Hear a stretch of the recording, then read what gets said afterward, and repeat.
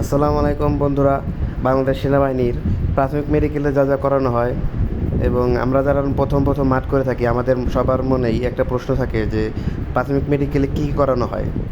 এই সকল কিছু নিয়ে আমার এই ভিডিওটি, আপনারা ধৈর্য সহকারে সম্পূর্ণ ভিডিওটি দেখবেন। আর অবশ্যই আমার চ্যানেলটি সাবস্ক্রাইব করে পাশে থাকা বেল আইকনটি বাজিয়ে রাখুন, যাতে পরবর্তী সব ভিডিওগুলো আপনার কাছে সর্বপ্রথম পৌঁছায়। প্রাথমিক মেডিকেলে আপনাদের গ্রাউন্ডে ঢোকার সাথে সাথে আপনাদের আর্টস, কমার্স, সায়েন্স ভাবে আলাদা আলাদা হয়ে দাঁড়াতে হবে।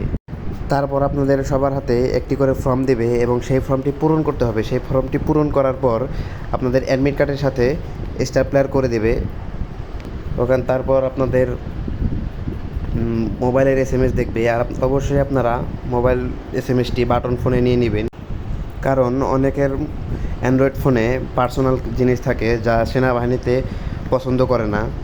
তাই এর জন্য আপনাদের বাটন ফোনে সিমটা ঢুকিয়ে নেবেন। আর অ্যান্ড্রয়েড ফোনে যখন একটা SMS আসবে, সেনাবাহিনীতে মোট 6টা SMS আসে, সেই SMS আসার সাথে সাথে একটি SMS যখন আসবে তখন বাটন ফোনে সিমটি নিয়ে নেবেন। লাইনে দাঁড়ানোর পর আপনাদের অ্যাডমিট কার্ড চেক করা হবে। সর্বপ্রথম মেডিকেলে যা করানো হয়, প্রথমে আপনার উচ্চতা মাপবে এবং ওজন মাপবে। উচ্চতা যাদের 5 ফিট 6 ইঞ্চির নিচে, তারা অ্যালাউ হবেন না। 2024 সালে যাদের 5 ফিট 5, তারা আবেদন করতে পারবেন, কিন্তু ওজন হতে হবে 52 বা 53 মধ্যেই, বা ওজন উচ্চতা অনুযায়ী ওজন থাকলেই হবে, BMI ঠিক থাকলেই হবে।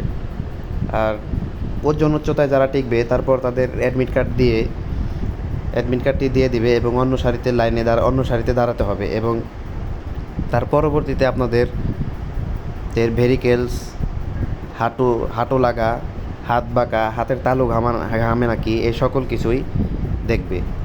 এই সকল কিছু দেখার পর আপনি যদি ফিট হন, তাহলে আপনাকে আবার আপনার অ্যাডমিট কার্ডটি দিয়ে দিবে এবং অন্য সারিতে দাঁড়াবে। অন্য সারিতে আপনাদের চেক করা হবে চোখ এবং কালার ব্লাইন্ড। এই দুটিতে আপনি ফিট হলে আপনাকে আবার আরেকটি টেস্ট দেওয়া হবে, সেটি হচ্ছে ফ্ল্যাট ফুটের টেস্ট।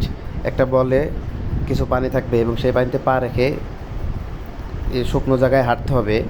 যদি আপনি ঠিক থাকেন, তাহলে আপনাকে আবার অ্যাডমিট কার্ড এবং আপনার ওই ফর্মটি দিয়ে দেবে এবং পরবর্তীতে আপনাদের চূড়ান্ত মেডিকেলে ডাকা হবে। আর যারা প্রাথমিক মেডিকেলে টিকে, তাদের 50% চাকরির একটা সিউরিটি থাকে। আর যারা চূড়ান্ততে টিকে, তাদের 80% একটি সিউরিটি থাকে চাকরি হওয়ার।